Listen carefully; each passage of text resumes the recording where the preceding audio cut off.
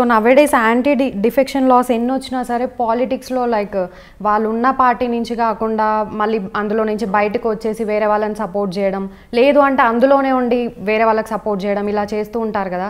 So దీనిపైన మీ opinion ఏంటి? అంటే దాన్ని ఎలా నిరోధించడానికి ఎలాంటి చర్యలు తీసుకుంటే బాగుంటుంది? షెడ్యూల్ 10 అది మనం ఇంట్రడ్యూస్ చేసాం రాజ్యాంగంలో. రాజీవ్ గాంధీ గారు ఉన్నప్పుడు తీసుకొచ్చిన ఇది యాంటీ డిఫెక్షన్. కానీ ఏమవుతుందంటే ఇప్పుడు ఎమ్మెల్యేలు రాజీనామా ఇచ్చిన తర్వాత అవి స్పీకర్ దగ్గర పెండింగ్ ఉంటున్నాయి.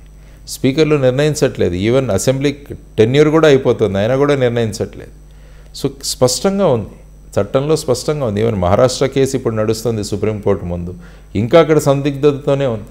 సుప్రీంకోర్టు వారు చివరికి ఏమన్నారంటే అక్కడ ఉన్న ఉద్ధవ్ ఠాకరే గారు సీఎంగా రిజైన్ చేశారు కాబట్టి మేమేం చేయలేము ఇప్పుడు అన్న కామెంట్ కూడా సుప్రీంకోర్టు ఇవ్వడం జరిగింది.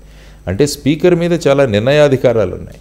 కాబట్టి ఎవరైనా రిజిగ్నేషన్ ఇవ్వగానే వెంటనే దాని గురించి యాక్సెప్ట్ చేయడమో ఏదో ఒకటి చేసి వెంటనే అక్కడ ఎలక్షన్ జరగాలి.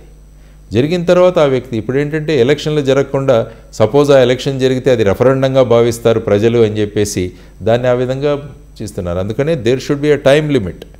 ఈ టైం లోపల స్పీకర్ నిర్ణయించాలి అన్నది చేయాలి అన్నది జనరల్గా 3 months లోపల నిర్ణయించాలన్నది అడుగుతున్నారు. కానీ సుప్రీంకోర్టు ఏమవుతుంది అంటున్నారంటే పార్లమెంట్లో కానీ అసెంబ్లీలో కానీ జరగాల్సినవి మీ విధి విధానాలు మీరు చేసుకోవాలి.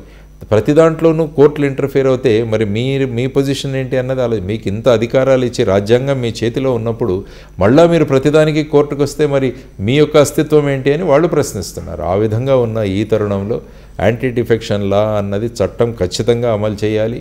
స్పీకర్స్ అందరూ కూడా వితిన్ టైం వాళ్ళు యాక్సెప్ట్ చేసి వెంటనే ఎలక్షన్స్ కండక్ట్ చేయడము అన్నవి కూడా చేయగలగాలి మనం. లేకుంటే ఏమందంటే ప్రజాస్వామ్యం అపహాస్యం పాలవుతుందండి. It will be a mockery of the democracy.